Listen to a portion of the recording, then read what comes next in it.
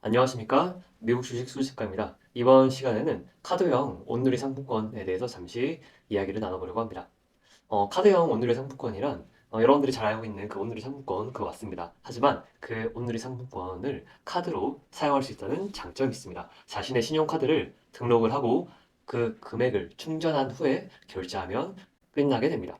카드형 온누리 상품권을 사용해야 되는 그 이유는 무엇일까요? 상품권 금액의 10%를 할인된 가격으로 충전할 수 있습니다. 여기 잘 보시면 상품권 금액의 10% 할인가로 충전 가능하다. 최대 보유 한도 금액은 200만 원이다. 이렇게 나와 있죠. 그래서 온누리 상품권 앱 또는 가맹점 스티커를 확인한 후에 그 장소에서 여러분들이 보유하고 있던 그 신용카드로 결제를 하면 10%된 할인가로 구매할 수 있습니다. 네, 소비자 혜택을 보시면 기존에 보유했던 카드, 새로운 카드를 발급할 필요가 없습니다. 그리고 동일하게 카드를 사용하면 되고 충전 시 10% 할인 아까 말씀드렸죠? 그리고 심지어 카드 사용 실적이 반영이 됩니다. 그리고 전통시장에 사용되었을 경우에는 소득공제 혜택, 즉 최대 40%의 소득공제 혜택도 부여가 됩니다. 어디서 사용돼야 되는지 궁금하실 수 있습니다. 지역에 있는 음식점이라든지 맛집에서 사용할 수 있으며 전통시장, 즉 경동시장 같은 그런 전통시장에서도 사용할 수 있습니다.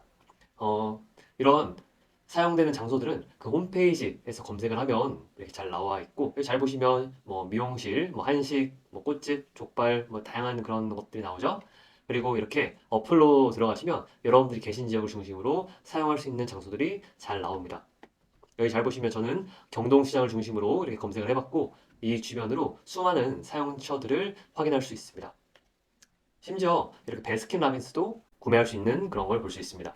타이밍이라고 봅니다. 여러분들은 상품권 금액의 15%는 할인해서 구매할 수 있습니다. 즉 17만 원으로 20만 원을 충전할 수 있다는 말이죠. 그리고 15%를 캐시백으로 추가로 받을 수 있다는 장점이 있습니다. 디지털 상품권으로 20만 원을 구매 시 5만 원을 절약할 수 있다라고 나와 있는데 충전 금액이 3만 원, 그리고 환급 금액이 2만 원 이렇게 혜택을 볼 수 있습니다. 자세한 내용은 이 오늘의 상품권 그 사이트에 들어가셔서 살펴보시면 알 수 있지만 대략적으로 지금 밀어주는 시기라는 것을 알 수 있죠. 1회차는 이미 지나갔고 2회차는 1월 18일부터 1월 24일, 그리고 3회차는 1월 25일부터 1월 31일 이렇게 진행이 됩니다. 저 같은 경우는 주변에 청량 및 경동시장이 있어서 이렇게 종종 주말에 가서 구매를 하는데 품목당 보통 1,000원에서 3,000원 이 정도 가격 범위입니다. 비싸야 3,000원이고 보통은 1,000원에서 구매를 할 수 있죠. 하지만 이런 일반적인 야채 같은 것들을 마트에서 구매했을 때 보통 상추 한 봉지에 3,000원에서 한 5,000원 정도 이렇게 가죠. 한 100g씩 담아있는 적 있는데 양이랑 그런 가격을 비교하기 어렵습니다. 생활비를 절약하고 그 생활비 절약을 바탕으로 투자를 늘려가고 싶다면 이렇게 오늘 상품권을 활용하는 것도 좋은 방법이라고 생각을 합니다. 어떻게 사용을 해야 될까요? 어렵지 않습니다. 어플을 검색을 하세요. 첫 번째로는 구글이나 애플 그 폰으로 온누리 상품권을 검색한 후에 설치를 합니다. 그리고 회원 가입을 하게 됩니다. 회원 가입을 한 후에 충전 계좌를 등록을 하고 그리고 카드 등록을 합니다. 이 방법이 지금 말로 쓰여져 있어서 그렇지 그 앱을 이용하셔서 충전 계좌 등록을 하시겠습니까? 누른 다음에 바로 충전 계좌를 등록하고 그리고 카드를 등록하시겠습니까? 거기서 카드를 등록하시면 여러분들도 오늘의 상품권을 카드로 이용할 수 있습니다. 잘 보시면 등록 가능한 카드사가 다 되는 것은 아닙니다. 신한, 현대, 삼성, 농협, 하나, BC, 국민, 롯데 카드만 이용할 수 있습니다. 이렇게 저는 소스 통장을 이용해서 계좌를 등록을 했고 그리고 현대카드를 이용해서 카드를 등록을 한번 해봤습니다. 그리고 온누리 상품권만 생각을 해보는 것이 아니라 여기와 관련해서 투자도 한번 같이 고민을 해봤으면 좋겠습니다. 2024년 11월 기사입니다. 이 기사에서는 카드 사용 수수료를 0.5에서 1.5%에서 0.25에서 1.25% 수준으로 인하한다라고 나와 있습니다.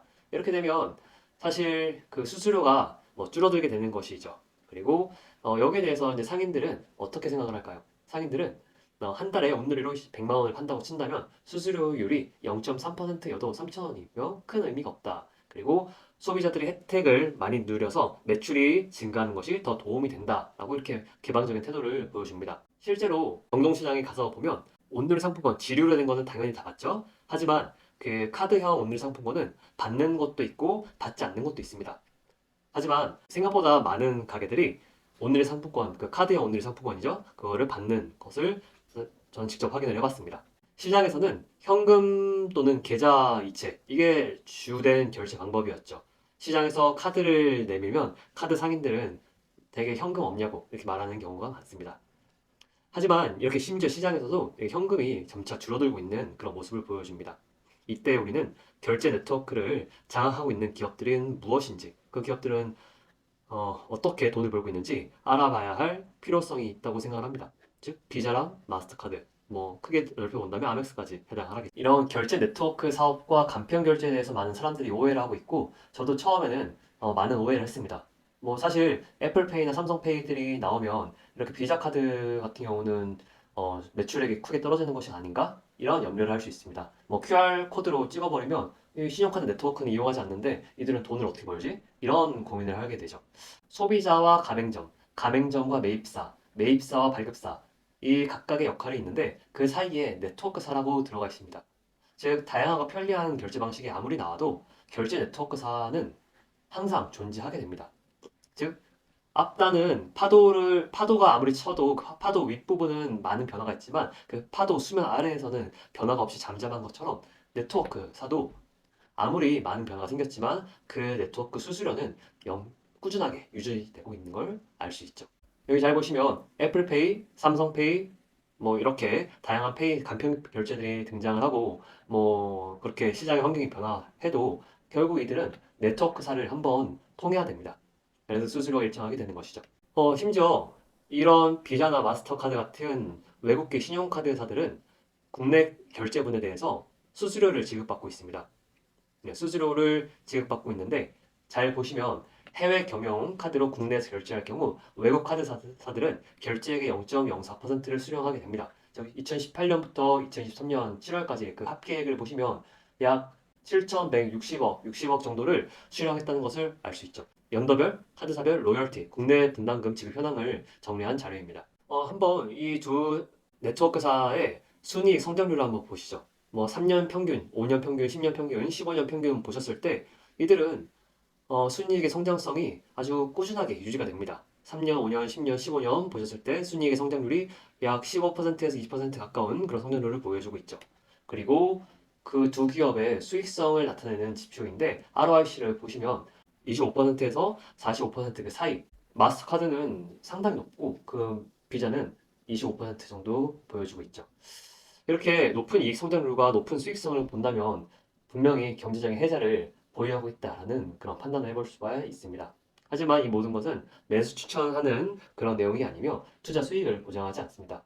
이런 주식 투자와 같은 경우는 좋은 기업이 있고 좋은 기업은 항상 좋은 주식이 되지 않는 법이죠. 그러니까 좋은 기업이라 하더라도 지나치게 높은 가격에서 투자했을 경우에는 단기적으로는 투자 손실을, 평가 손실을 볼 수도 있게 되는 것입니다.